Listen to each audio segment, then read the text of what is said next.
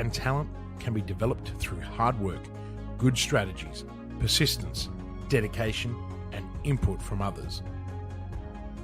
Where focus goes, energy flows. So focus your energy on continuous learning and stop wasting time thinking about looking smart.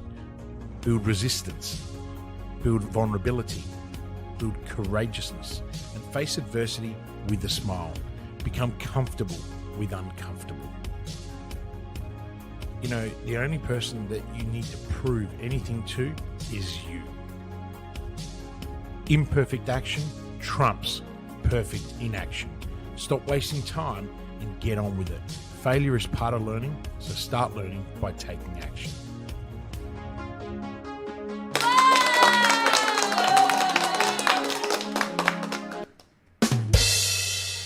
Kristian Livolsi, welcome to the hot seat. It is Wednesday. We are back. How are you going? We are back. I'm okay.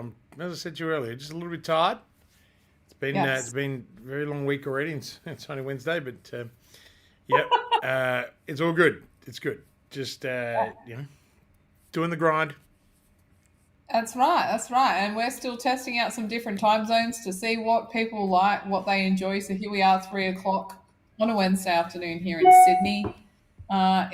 It's actually really hot today. It's like 34 degrees here in Sydney, which was quite funny when we were on our Evolve call before and we saw Bonnie with her parka jacket on in Melbourne. So welcome to Australia. That's just what it's like here. So anyway, we're not here to talk about the weather. We are here actually to talk about leadership today. And I had a couple of questions that I wanted to get in and ask you today. So let's get straight into it. My first question for you today, Kristian, is why should you discover your personal leadership style? So we hear a lot about DISC profiling and understanding learning methods. Why is it important to actually understand your leadership and how you lead? Discovering your leadership style. Well, it's crucial, right? For a whole bunch of reasons. It not only enhances your effectiveness as a leader, Simone, but it also contributes to your personal development, to the team dynamics, and overall the success of your firm or organization. So, that's put very simplistically, but you're probably asking yourself, okay, well, why, right? Because it's all about why, it's all about purpose. So really it's about self-awareness. It's identifying your strengths and weaknesses and also being consistent. It's about communication and team building. So, effective communication as well as team cohesion, adaptability, okay?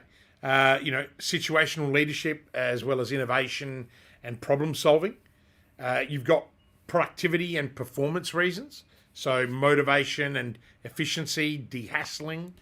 Again, that personal development component, career development of your people, but also feedback and improvements through those feedback loops. You've got the organization-wide impact, culture building, right, and business outcomes. So in summary, discovering your personal leadership style isn't just some theoretical exercise. It has practical implications that can significantly impact the effectiveness of you as a leader, the satisfaction and productivity of your team, as well as the overall success of your organization.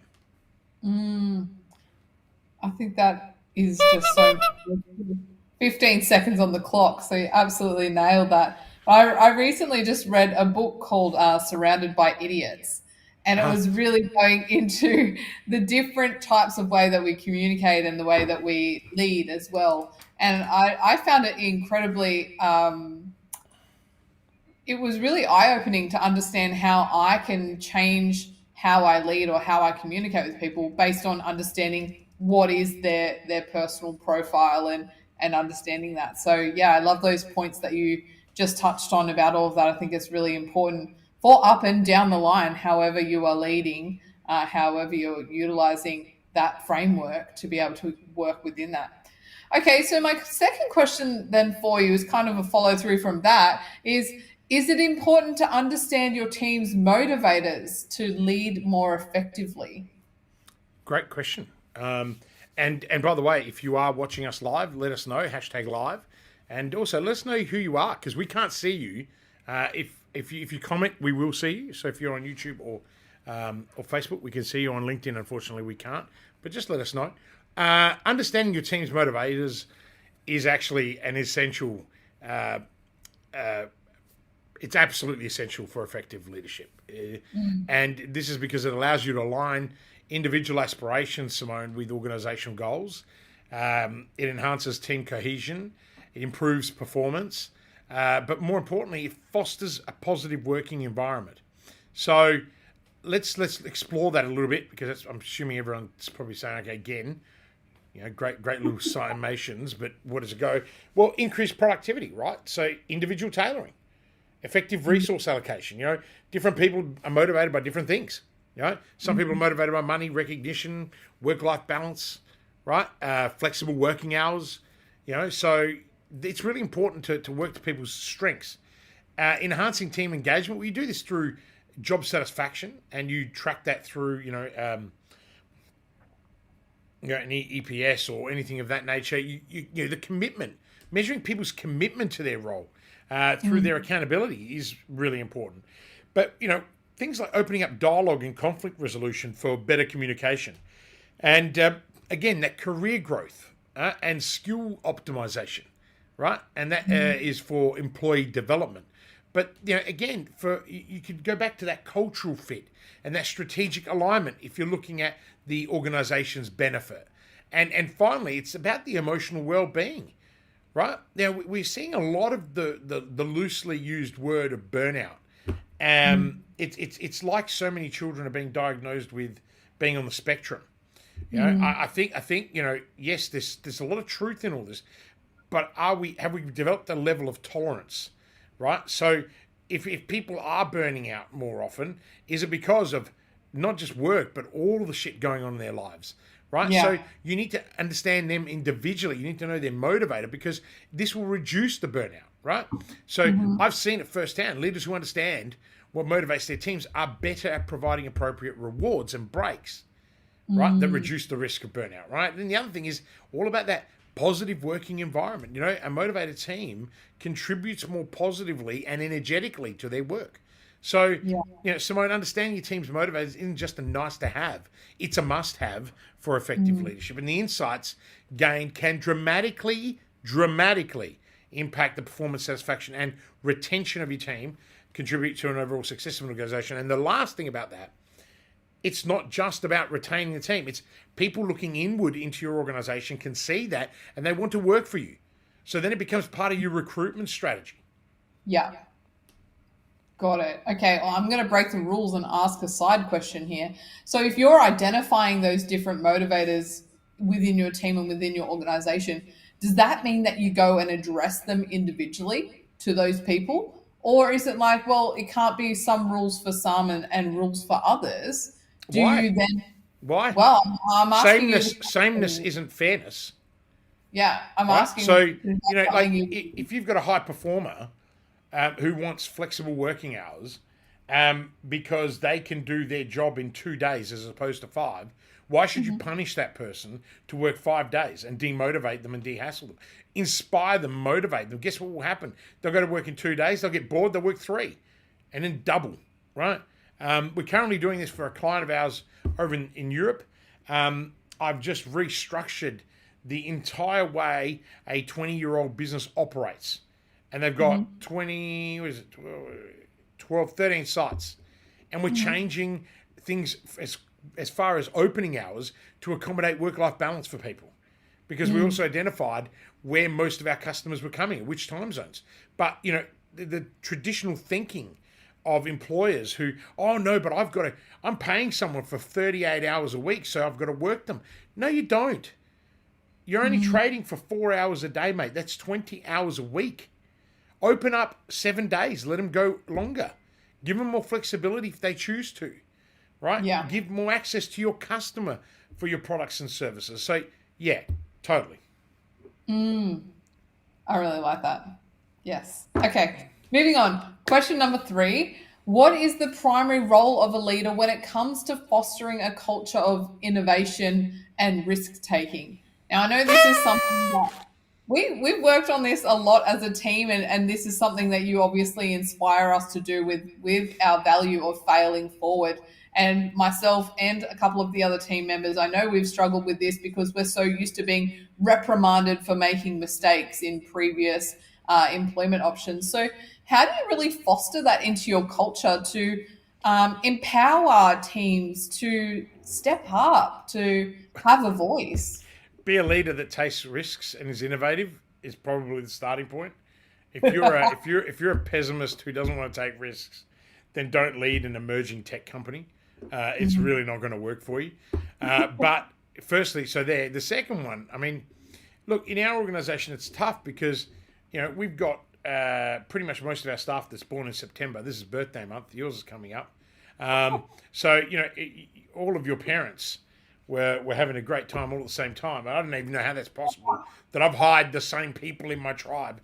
But I have a very risk-averse tribe. I'm sure someone's going to tell us there's something in that universal law that says you have more September employees. Oh, it's outrageous. But what it is there's just something in the air, clearly. But look, if we look at it, the primary role of a leader is fostering a culture of innovation, not a culture of risk-taking. But the two work hand in hand. Because it's actually to create an environment where creativity, experimentation, and calculated risks are encouraged, supported, fostered, and even rewarded, right? Like in Israel, if a startup is awarded, $1 million, $2 million, and they fail, they go give them more money to start again, more intelligently. There's no, and that's why they were known as the startup nation of the world. But how does a leader do that? Well, I've got a couple of things that I do. One is setting the tone, Simone. Okay, so role modeling. Okay, leaders need to lead by example, as I said earlier. And the other one is communication, right? Always communicate. Share the stories and examples that illustrate the importance of these traits. Creating a safe environment. Okay, so we talk about psychological safety. Cultivate a safe space where team members feel comfortable with sharing their ideas without the fear of ridicule or judgment. Right? And then probably my favorite, fail fast, learn fast, right? Fail often, right? So make it clear that failure is an important part of the innovation process, but also a really important part of the success formula, okay? So providing resources for it, give people time and space. Give them the collaboration tools. I give you guys way too much time and space, but encouraging inclusivity. To think diversity, to think diversity first, to give every team member a voice. It's like our masterminds for our leaders and Evolve. We give them all an opportunity to express their opinion, even though most of them that just want mine and want my advice. Now, after a year and a half or 2 years of the same people in the group, because our retention rate is 90-odd%. Even the new people when they come in now, it's like the man on the mound. The tribe grows, and that's so cool. But offering incentives helps too, recognition, career development, but also facilitating the ideation. So have brainstorming sessions and an open door policy to ideas, and then you've got obviously adaptability. The interactive process and the feedback loops that I always refer to. Over and over and over again.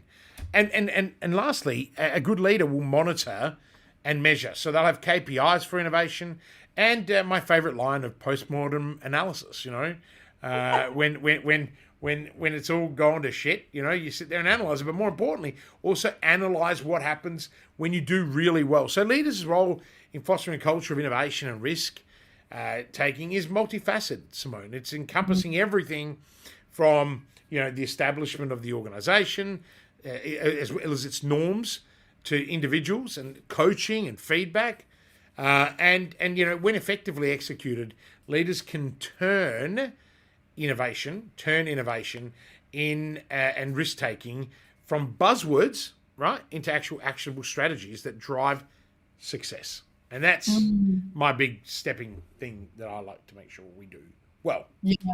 Yeah. And we should all know that when we bring our teams along the journey with us, they're that much more invested to actually the success of the project as well. So having them in on the journey is actually a way to help us succeed. Love it. Kristian Livolsi, my 3 questions for this week's hot seat on leadership. Thank you for your time. We just nailed it. That's like 15 minutes. People are probably thinking, wow, where are they going? They're going early. The quickest hot seat we've done in months. Yeah, no. Hey, look, no, that was awesome. Yeah, we're really excited that Momentum Weekend is going to be in Sydney in December. So it's going to be really cool. And then, yeah, for members, we're going to be in Adelaide during Mad March and Fringe and get people out to the Fringe shows. So it's not all work. There's a lot of play in what we do. But I've got to run. I've got school pickup. And thank you, everyone who's been live listening. Really appreciate you. Thank you for those that have put hashtag live, for the other viewers that are just watching. We appreciate you. Those of you who are going to watch it later, hashtag replay, obviously. Until next time, auf Wiedersehen. See you later. I don't even know if this button's going to work, but let's see. Press it. Working with Kristian is a game changer. Hi, I'm Adrian Lee from GrowthLink Coaching and Consulting. I started working with Kristian in August 2020 as his LinkedIn growth consultant. We worked together on his LinkedIn brand for about 12 months before becoming business partners in Growth Outsourced late 2021. Kristian is a hidden genius. He helped me break through a significant financial target by restructuring my growth consulting online business offer. I don't know of any one person who can give you so much focus, clarity, and structure to live your purpose and get shit done. He holds you accountable to your words and gives you the tough love when you need it. I love his no BS approach to business and life. Everyone needs a Kristian Livolsi in their life. Do whatever you have to work with Kristian. This is just the beginning for us, and I am super pumped to continue growing together. Thanks again, Kristian.